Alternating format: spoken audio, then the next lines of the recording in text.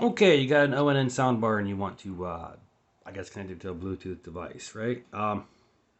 Bluetooth icon right there on the remote. Hit that. Bluetooth area. And it says Bluetooth. Okay, so now it's flashing blue right there, so it's searching for the Bluetooth device.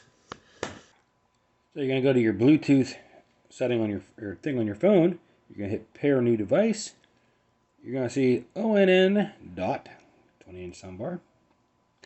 We're gonna go ahead and connect that, and then hit pair. Bluetooth connected. And it said Bluetooth connected. So now it's connected, and I can play music or whatever on my phone through the soundbar. Solid blue dot on the soundbar. So let's exit that. There we go. Now back to optical. The light turns green. Go to Bluetooth. And it's trying to connect again. And there we go. It's connected. Solid blue.